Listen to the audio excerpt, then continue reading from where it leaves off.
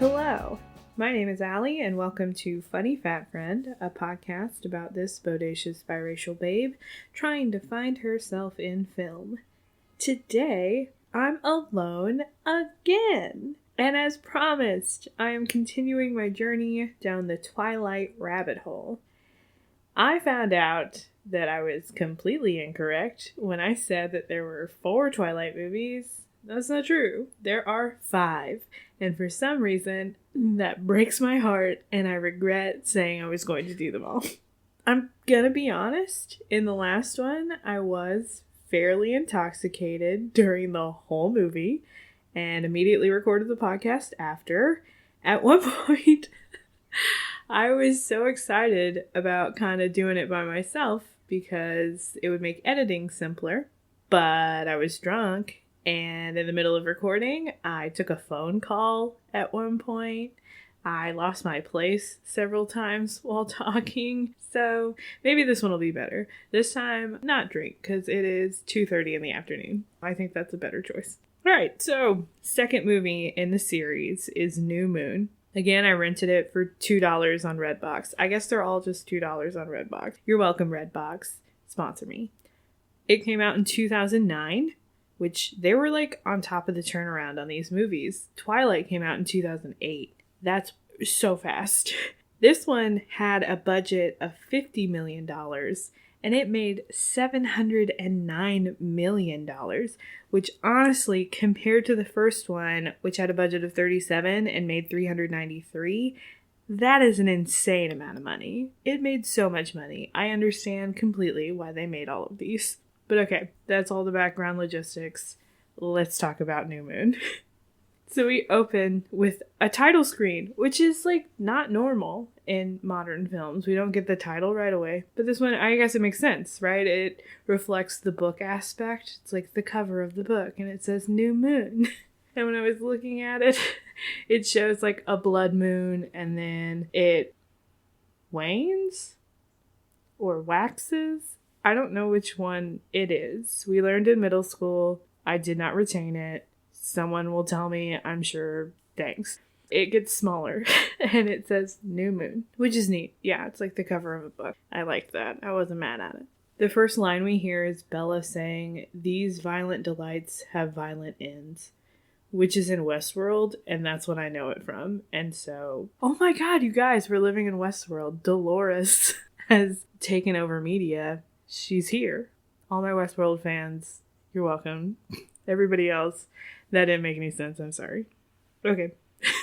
We then see Bella, and she is in this army green button-up running through Italian streets, through all these people that look like they're at Red Robin? Red Robin?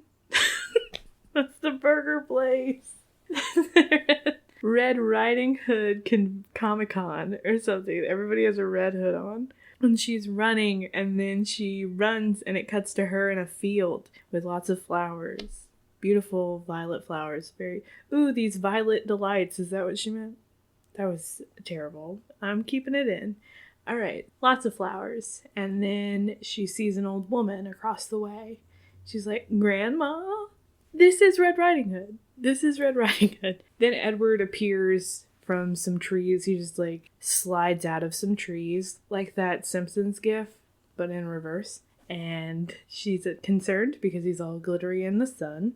She's like, "Oh no, Grandma's gonna see you." But then it's not her grandmother, it's her, and she's old, which is very interesting. Doesn't work for me. I will not look like any of my grandmothers when I'm old, but good for you. That was neat. But we find out that she's dreaming, obviously. I guess it's really not obvious. These movies are wild. But she wakes up and she fell asleep with a copy of Romeo and Juliet on her pillow, which is significant. They really wanted us to see that.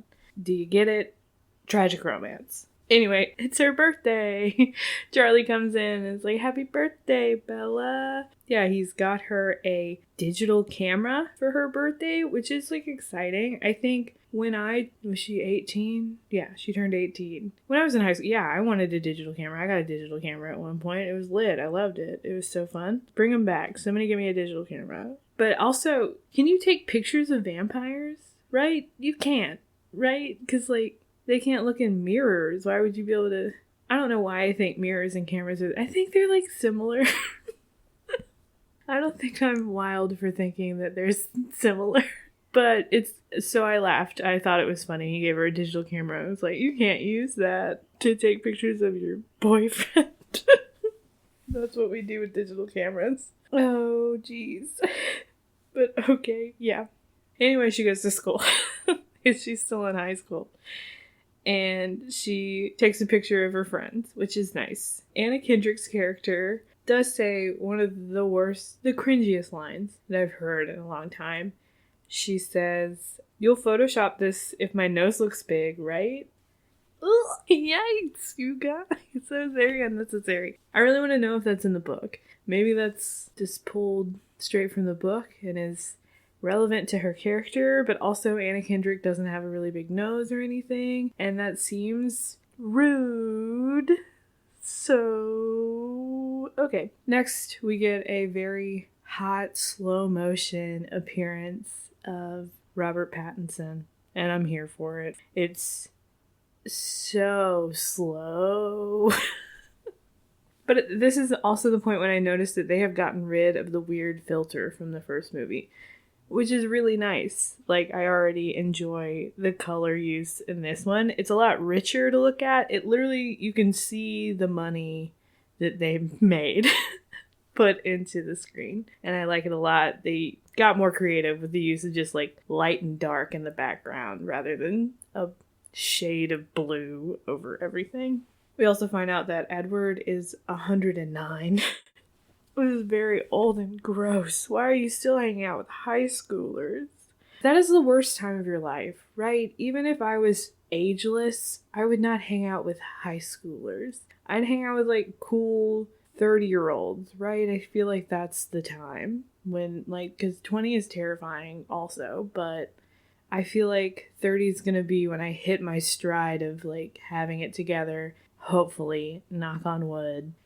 We're not on a great trajectory right now, but maybe 30 is gonna be the time. That's who you should be hanging out with. I don't know.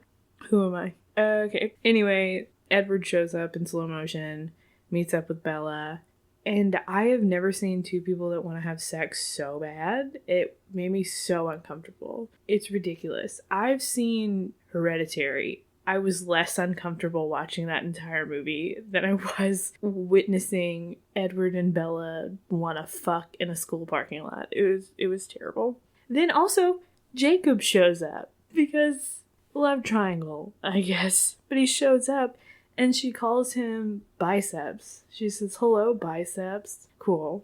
Good for him and his body. But he just replies with, "Oh, I'm just filling out." Which is gross. I don't like that. I don't like how that sounds, saying that you're just filling out. Like you're a sausage in a casing. That doesn't make sense. I don't know why I said that. That's how it made me feel. But the conversation between Jacob and Bella is more like genuine and believable. They are like have the most normal, actual like acting chemistry, I think, in the whole thing. And so that's really nice. Well, I don't know if it's acting chemistry. I think they're just actually friends. So they're just friends. And that's nice. But anyway, he gives her a little dream catcher. And my heart legitimately fluttered in my chest. I don't know why. But it made my heart move. And I liked it. Somebody get me a dream catcher, please. I have lots of weird dreams. But Edward, like, sees that he gives her a gift. And then later is like, "But why don't I get to give you a present?" He sounds cooler than that, but he's whiny. I don't like Edward. But her reply to that is that she has nothing to give back to him, so that's why he can't give her a gift, which doesn't make any sense. Also, who would ever say that? I, like, thought I was poetic when I was 18. I was wrong. I still wouldn't have said something like that, and I was, like, so dumb and dramatic. I don't know. They go to class. And it's English class, I guess. They're watching, like, the original Romeo and Juliet film, which we did not watch. But we watched the one, the Baz Luhrmann. That was bad. But they're watching Romeo and Juliet because they're really hitting us over the head with this whole tragic romance thing. And while they're watching the movie, they're just having a casual conversation with each other about life and stuff and how Edward would have, like, gone to the Volturi if Bella had been turned or if he couldn't save her life. And I didn't know what that meant, but luckily the teacher, like, interrupts and asks him to recite the last iambic pentameter lines that had just been on screen. And of course he does a whole soliloquy. Is that what they're called? I don't know. Don't come for me, English major friends. Or drama. I have a degree in theater. I don't know. I didn't take any Shakespeare classes. But I should have. They shouldn't have given me a degree. Don't take it back. It doesn't matter. I'm not using it. Okay, so he recites it. It's very dramatic. Yeah, then he takes her to his house for her birthday. And they're all dressed up nice for no reason. But, I like that too. I like to dress up for no reason. I've done it several times in quarantine. But anyway, they go to the house and there's a moving painting, you guys. It's Harry Potter now, or in Harry Potter. They are happening at the same time. Do you think Harry Potter exists in the Twilight universe? Either in book form or in real form? Probably in real form. There's vampires and werewolves. Yeah. Twilight and Harry Potter are in the same universe. I decided that. Okay, anyway, there's a painting of the Volturi in their hallway, and it starts moving. Apparently Carlisle, worked for them at one point, and we kind of learned what that is. The Volturi is, their monarchy of vampires, or, a council. I guess it's more like the Supreme Court. I think that's more apt to us. So they, decide if you can die if you're a vampire, and they show Martin Sheen, you guys. Martin Sheen is in the Twilight series, but they show him rip a vampire apart, and it looks exactly like me in a Crate and Barrel accidentally breaking a piece of pottery. So I identified with this part. It just shatters, and everybody's upset. And that's the whole thing we get about the Volturi. And then it goes back into the house with them for Bella's birthday. Alice makes everybody give her presents. I don't care about Alice. I know I'm supposed to. It seems like she is vital to the story. I just have no reason to care about her. She can see the future and has a pixie cut and is quirky. I don't care. Anyway, people give her gifts. And then, the man from Stick It. I don't remember his character's name, and I don't know the actor's name, but he's in the movie Stick It. He gives her an entire sound system for her truck, which is cool. And why is that? Why is that in the movie? Does that help his character development?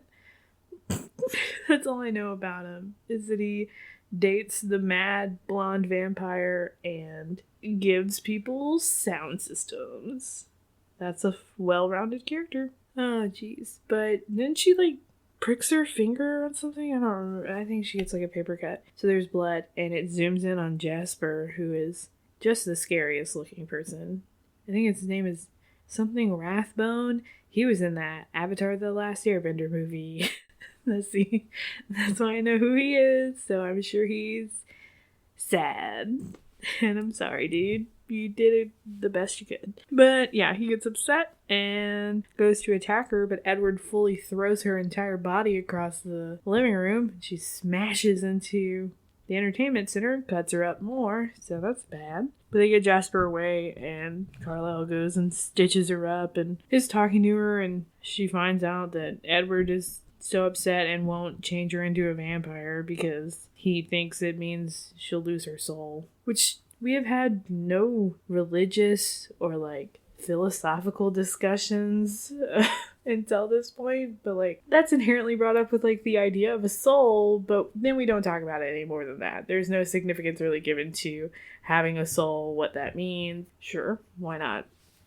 Go off, Stephenie Meyer. Yeah, that's great. And he takes her home, and she's still like, you gotta change me though, change me into a vampire. And he's still like, no.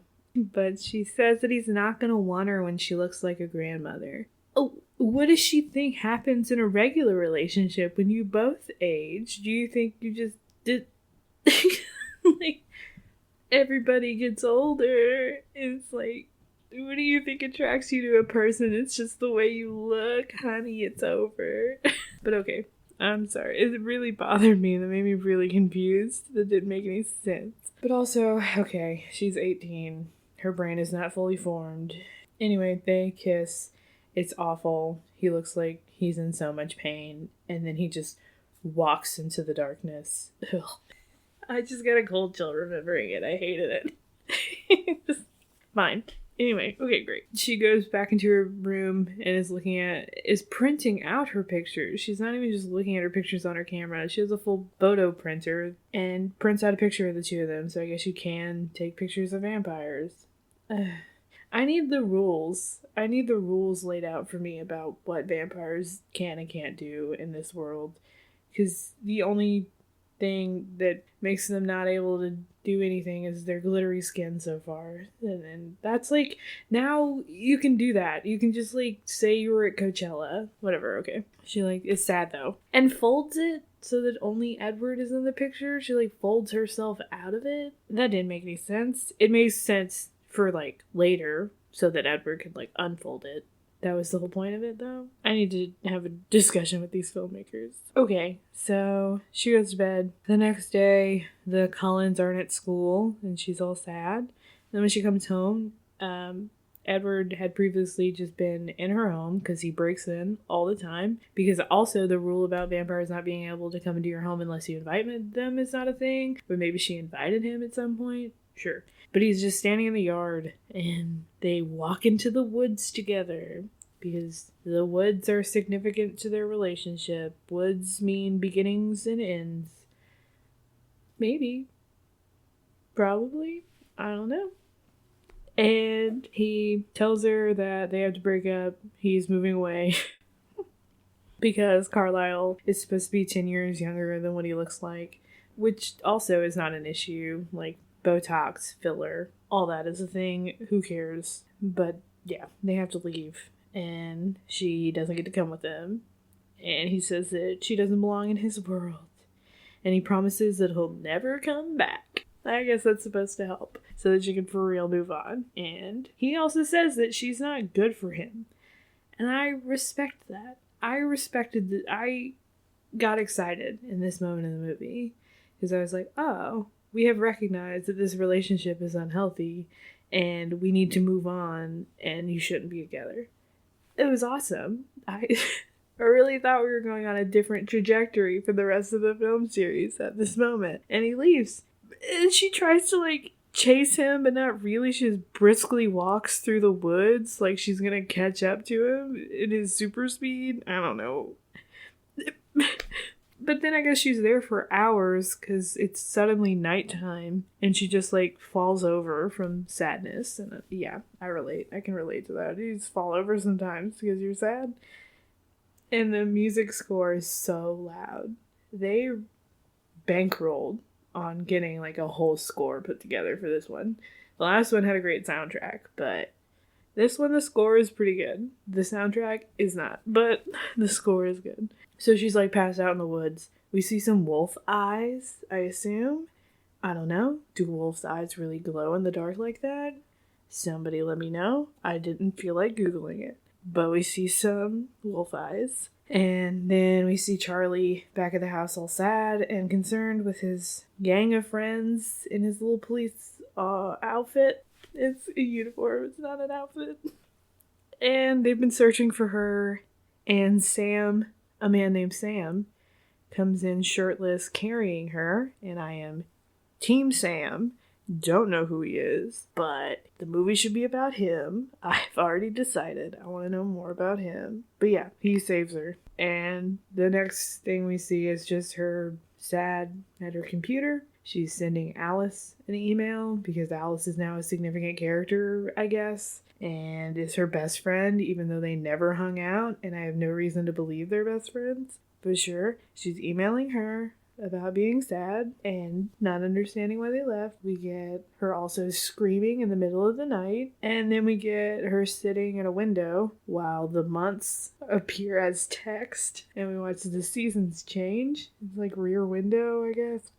But bad. And yeah, so she's sad. And oh yeah, and then we find out that all the emails she's sending to Alice are bouncing back. So that's sad. And yeah, this is also the moment I wrote my notes. I was wrong. I thought I had seen all these movies before. Nope, I had never seen this one before. None of this was familiar to me. I think the reality is I watched the first movie and then I watched the last two. So this is exciting. So she's sad. We had the sad montage. And she's depressed and goes to get in her truck to go to school. And her dad talks to her and is like, hey, you're going to move to Florida because I don't know how to help you. You need help. He is concerned about her mental health. There's like redemptive characters in this. There are things about these characters I actually like. Where I'm like, oh, wow, okay, that's good. But then she's just like, no, it's okay. I'm hanging out with my friends. There's no reason to be concerned. We're having a girls' night, which fully like throws him off the scent. But then we get her hanging out with Jessica, which is Anna Kendrick's character. And she's terrible. And she's the worst. And she's the first bad Jessica I've ever seen. And so shout out to Jessicas that are great. Especially my best friend Jess. I love you. But yeah, so she's annoying and terrible. And they like pass these like bikers that are like sitting at the bottom of some alleyway. And they look scary, I suppose. And we get a ghost apparition smoke monster of Edward that's like, don't go down there.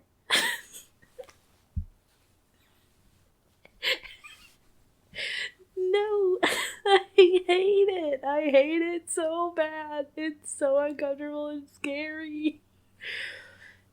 But she's like, oh, okay, well, I'm not gonna do that. I'm gonna go down there because you told me I shouldn't.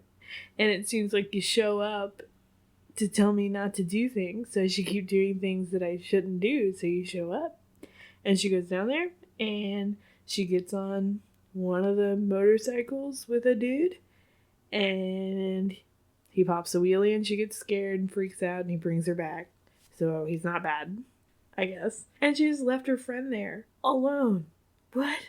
Bella's terrible. Bella needs a lot of help. Like, yikes. Yeah, okay. So she now is obsessed with motorcycles. For some reason, she has equated Edward with motorcycles instead of just adrenaline. But she figures it out. Don't worry, you guys.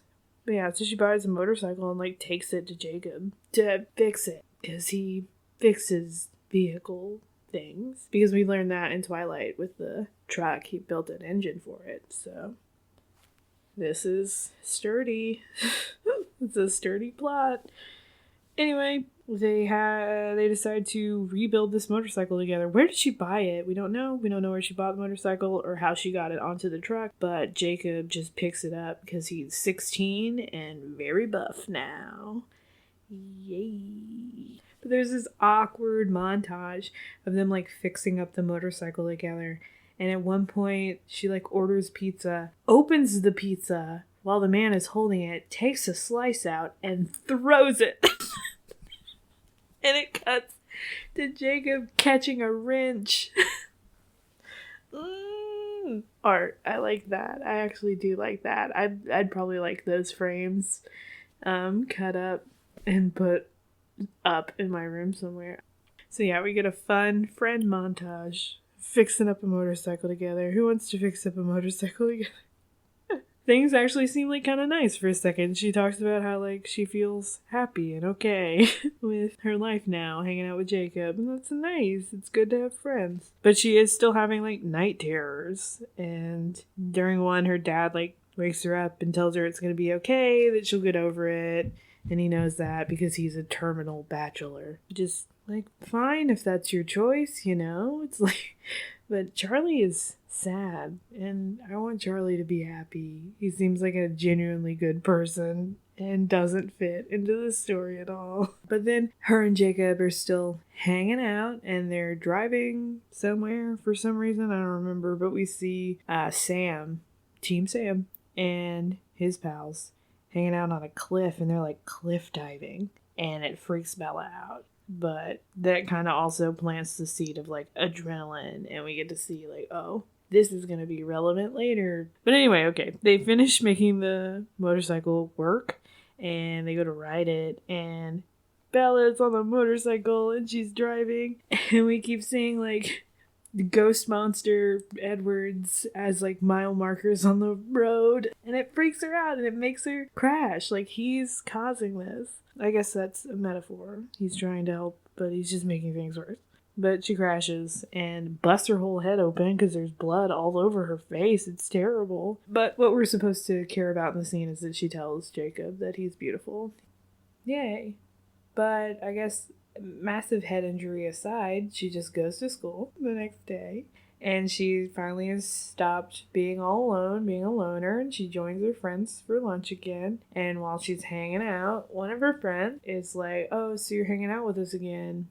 I'm gonna ask you on a date now. And he asked her out to go to a movie, and she's like, okay, cool. The movie he asked her to go see, gosh, it's love spelled backwards is love.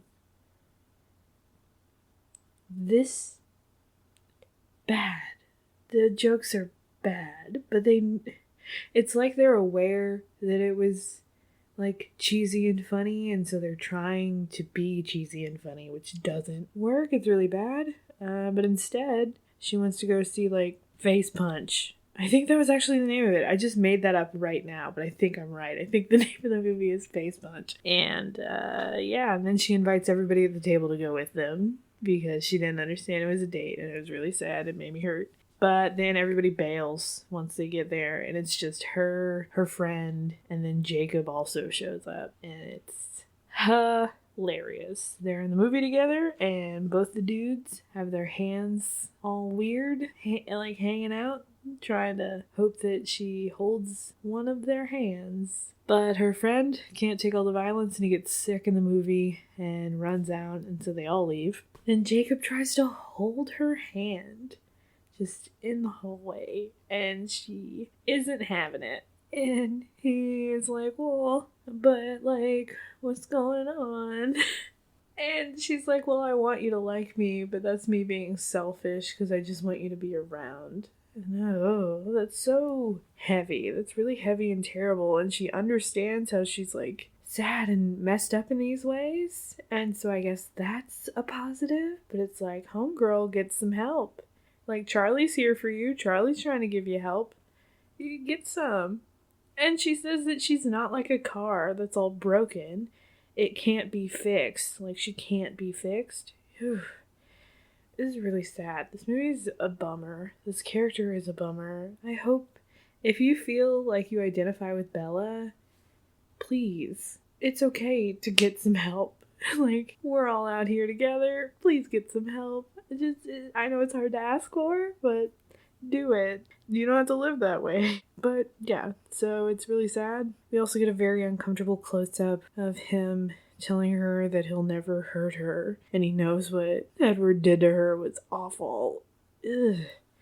But then he has a very intense mood swing when her friend comes out of the bathroom and gets really mean and like wants to fight him, and it's really weird. And it cuts to like the next day, and she's been trying to call him and he doesn't answer her, and then I guess it's been several days and she keeps leaving messages, and his dad says that he has mono, and it doesn't add up. So she drives out to see him in the middle of the storm because it's raining, and now he has short hair and an insane body. Whew. And he immediately is just like, I know you've been hanging out with those vampires, and just cat out of the bag, I guess, bat out of the bag. Oh, yes. I'm so proud of myself. Bat out of the bag. Oof. But yeah, he's really mean to her, and he's like, we can't be friends anymore. And he's like, it's you, it's not me. No, it's not. He does the other one. He's like, it's me, it's not you. And that's lame. But she's all like, but you said you never hurt me. And he's like, this is me keeping that promise. Barf. But great. Okay. So she's upset and sad again, so she goes back to the forest, which is her place to be sad, where you fall down from being sad. But she runs into Laurent, which is the name of the vampire from the last one, who looked like Lenny Kravitz. And he's there doing a favor for Victoria to see if she's still alive. And he's like, ooh, the Cullens aren't around though. Maybe I'll just kill you, and I'll be nice. I'll do it quickly, because she was going to torture you. Ooh. But then, luckily, these bear-sized wolves show up, which are very, very jarring, because the CGI is just not quite there yet at this time, I guess. They look very unrealistic, but also, like, this isn't a real thing. I don't know what... I kind of like... It's okay. I'm giving them benefit of the doubt for this one. It was probably very difficult to do. But yeah, wolves show up and chase him away. And she runs home and immediately tells Charlie that there are these wolves in the woods. And they gotta go get them. And they go to, like, hunt down the wolves. And she's up in her room. And instead of, like, texting her or something, Jacob throws some rocks at her window, because that's romantic. And then he parkours up to her window on the second floor, and he tries to apologize for being mean, and is like, it's because I have a secret I can't tell you, and he just wants her to remember the day they were on the beach together, and he told them about their clams, but she only remembers about the whole, like, vampire thing, and he's upset about that. And bless Taylor Lautner, like, when it's just the two of them just, like, being pals, it's great. But when he's trying to be serious, it ain't it, sis. He's not a believable actor in this moment. I hope that he's gotten better. I'm sure he has. He has to have gotten better because time. But it's really bad. It's a very cringy scene. It was very uncomfortable. But then he leaves and it's just like, it would be so much easier if you understood. And then she conveniently has a dream about wolves. Yay. And figures it out, I guess. But she goes back to his house the next day to Taylor Lautner. Nope. Edward. Nope. Jacob's house. He goes back to Jacob's house the next day. And it's like Sam is there with his crew. And she thinks Sam is part of the problem, that he's like a bad influence on him. So she gets upset, and like one of the boys says something rude. I don't remember what it was, but she slaps him. And it makes him mad. And he transforms into a werewolf in front of her. And like goes to attack her. And then Taylor Lautner, Jacob, turns into a werewolf also. And Sam makes them take her to his girlfriend's house to be safe. But this is the moment where we establish that, like, when they transform into werewolves, they demolish their clothes, because they're always just wearing shorts. So they just demolish their shorts. They have a infinite recess of basketball and cargo shorts, I guess, in their houses. Anyway, she goes to Sam's girlfriend's fiance, her name is Emily, goes to her house to be safe. One of the boys says that he guesses the wolf is out of the bag, but I think my bat out of the bag joke is the better. If y'all are going to reboot the Twilight series, I'm available to write jokes. Thank you. But yeah, we meet Emily and she has a scar on her face, like a claw mark, and that's sad. But she also makes the biggest muffins of all time. They're for real like the size of a child's head. They're so big. It really I was very taken by them. I was fascinated. I wanted to know more about that. Let's have a spin-off series. It's Emily baking. But yeah, so Jacob comes in and they go and talk about how he's a werewolf. And she's upset with him and is like, ugh, like it's wrong. You shouldn't be one. Which is outrageous. She's racist? Is that a race? I don't know, but it's really bad. It's awful. Because she's upset because she's like, you kill people. And he's like, no, we only kill vampires. And she's like, you can't kill a vampire. She's like, well, we killed that one that was trying to kill you, so we can. The good information we get from this, or the relevant information we get, is that they have a treaty, the werewolves in the town have a treaty with the Cullens, where they can't hurt them and they don't hurt them back, and so that's good to know. And then to move the plot forward, we get her emailing Alice again about something, and I don't care. And then we see that Victoria's still around. The werewolves have been trying to hunt her, and they've been like chasing her around. And now her dad is also like hunting these werewolves. Well, he doesn't know they're werewolves, but he's hunting these wolves. And we see Victoria is there while they're like doing the search party, and she grabs one of the tribe's members, and the wolves get her. They start chasing her, and they chase her off a cliff. She like jumps into the ocean. Sure. All the while, Bella has been driving to the coast to go to the cliff diving spot because she's figured out that adrenaline rushes make her see Edward. And so she goes to the cliff, and for some reason, she takes off just her jacket and her bracelet and then jumps in. And at first she's like fine, but then the waves are pretty intense, and she like gets taken under the water, and then she sees Victoria in the water, and she gets scared and hits her head. But Jacob saves her, and is doing the calmest, least gross CPR that I've ever seen. It's very, very PG. But we do find out that the tribes member who was in the search party did die, and that's sad because he was fun. He had a few cute little jokes. But yeah, Jacob takes her home. She's cold, so she snuggles up on him, and she's like, oh, must be nice never getting cold, which I guess is a thing for wolves.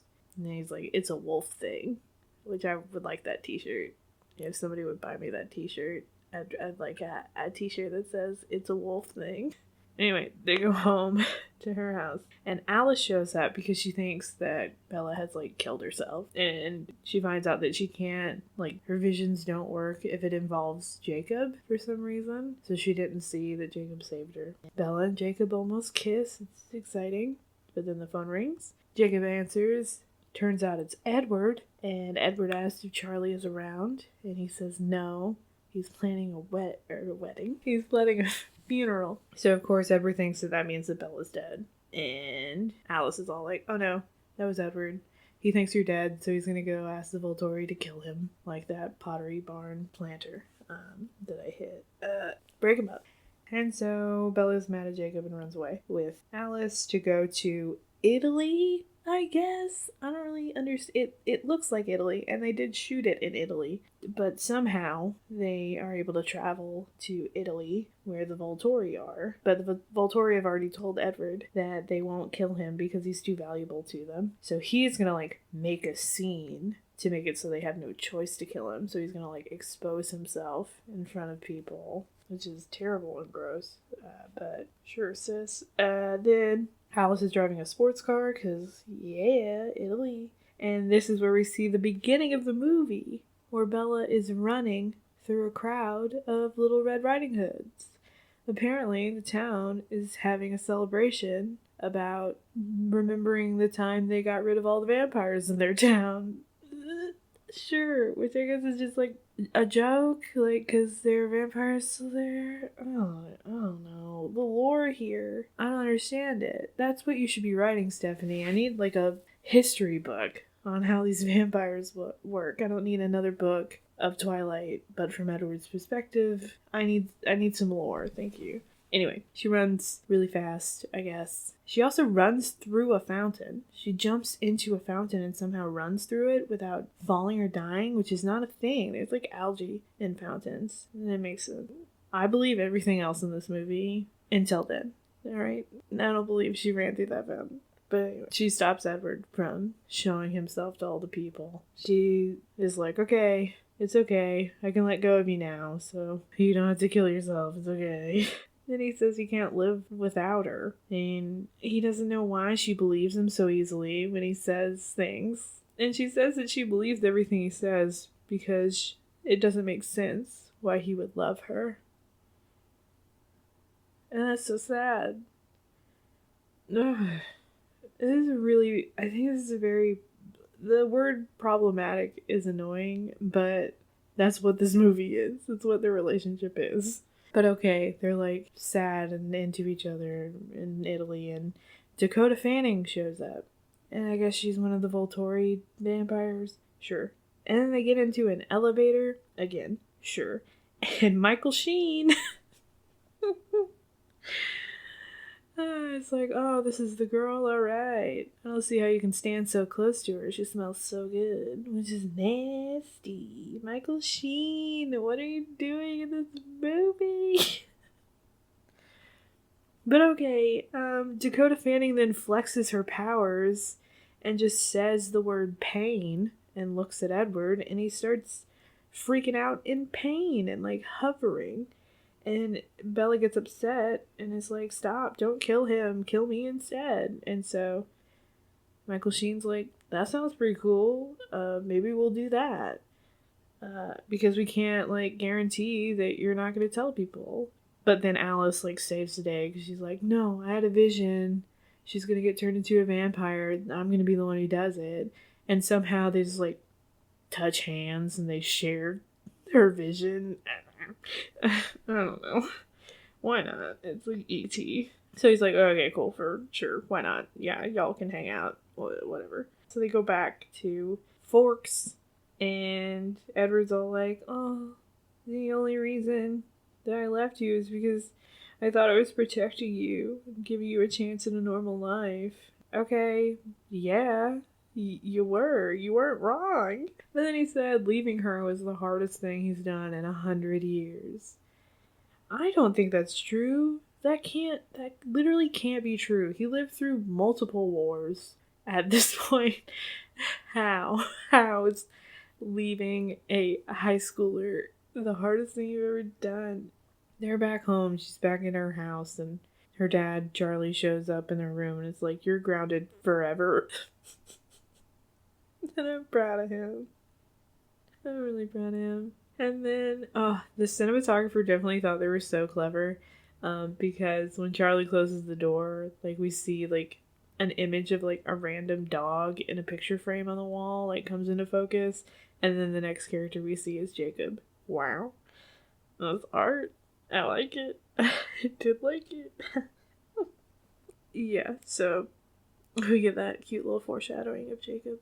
She goes to the Cullens, and for some reason the Cullens get to decide if she turns into a vampire. They take a vote. The majority votes yes. And so she's like, okay, cool. I'm gonna turn into a vampire after graduation. And they're driving back, I guess, to her house, and Jacob is just standing in the street. I don't know how long he was waiting in that street, right? How many cars do you think he stopped before it was them? I want that behind the scenes. I want that deleted scene. But yeah, so he stops them in the car and he's upset. Edward thanks him, though, for keeping Bella alive when Edward didn't. We also find out that if the Cullens bite any humans, that their truce is over. So if he turns Bella, then the truce between the clans is going to be over. Then she gets upset and is like, Jacob, don't make me choose. Because it'll be Edward. That's heartbreaking. That's so sad. I guess it's good to let him know, but if I was in Jacob's shoes then at that point, I'd just be like, alright, then I'm gonna run tell everybody about these vampires. It's time. And Edward and Jacob almost fight. Bella stops them because she's like, stop. If you hurt each other, you're hurting me. No, I don't care. So Jacob, like, leaves and is upset. And Edward is like, okay, there's one condition if you really want to, like, be turned into a vampire, and the condition is forever. And she's like, okay, what is it? And he's like, marry me. And then it goes to credits. Ugh. Oh, and also, The Killers wrote a song for the credits, and The Killers are my favorite band. And they wrote a song for the credits. It's terrible. I think it's called, like, White Devil, though, so I like that. but yeah, that's New Moon. That's the movie. Somebody tell me what happened. Why? Why did any of that movie happen? To raise stakes for who? Stakes. Ugh. Yuck pun. But yeah. Yeah, you can't see it, but I've rolled my eyes consistently throughout discussing this movie. Really just summarizing. That's what I do. I don't know how to summarize like a normal person, is say the whole movie. But okay, let's So this was a major success. This film was obviously a major success. But yeah, critics agree with me. It's bad. It's really, really bad. Like, when I was watching the movie, I stopped it about 40 minutes in and, like, had to take a break because I was so over it and couldn't care enough. It was really bad. And it's over 2 hours. But yeah, it has, like, 28%, on Rotten Tomatoes. It's really bad. But it was extremely successful. Legitimately, it made $72.7 million on its opening day. It became the biggest single day opening in domestic history, beating The Dark Knight. That's insane.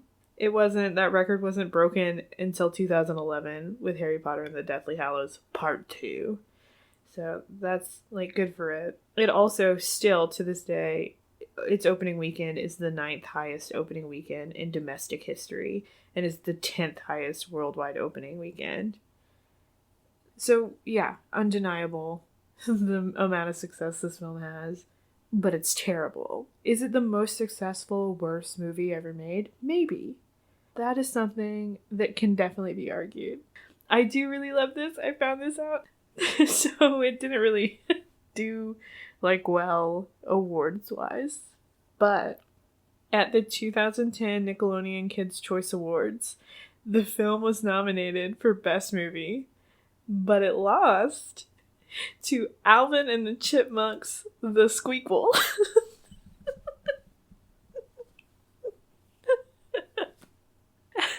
Which I also want that t-shirt. I want New Moon lost to Alvin and the Chipmunks, The Squeakquel. But good old Taylor Lautner did win favorite movie actor.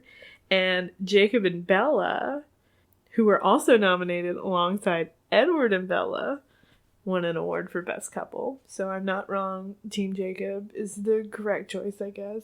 It's the healthier choice out of two unhealthy options. But yeah. Anyway, the one thing I will, give this movie is that it did give great opportunity to, First Nations and Aboriginal actors. I completely that's awesome. That's great. We need more of that, for sure. This massive picture, put the work in to actually employ people who are First Nations and Aboriginal to play characters of that same nationality. That's great. And culture. I enjoy that a lot. I actually do commend it for that. It's the only win, I think. But yeah, so do I relate to this movie? No. No. Maybe in that, I was also, a distraught teen that needed help. But then I got it, so I quickly depart from identifying with Bella. Yikes. Maybe, the friend? No, I don't identify with Jacob either. If somebody's not into you, they're not into you. And you don't want to be with somebody who's not into you. What's the point? What? Sure. Okay, so yeah, that's it. That's New Moon. This was terrible. I really, really, really, really, really hope Eclipse is at least fun. If it's gonna be bad, because this one wasn't even fun. And it was bad. And if Eclipse is awful, then that's probably it. I'm probably not gonna watch these movies anymore. And it'll be over. But we'll see. I'll be back next week to see if I have a podcast. It might be 5 minutes of me saying the movie was really bad. I'm gonna do something else. Great. Okay, so thank you all for listening. I appreciate your support. I would fight a ghost vampire apparition for you any day. Alright, that's it. I've been your friendly neighborhood fat friend, Allie. Talk at you again next week. Bye.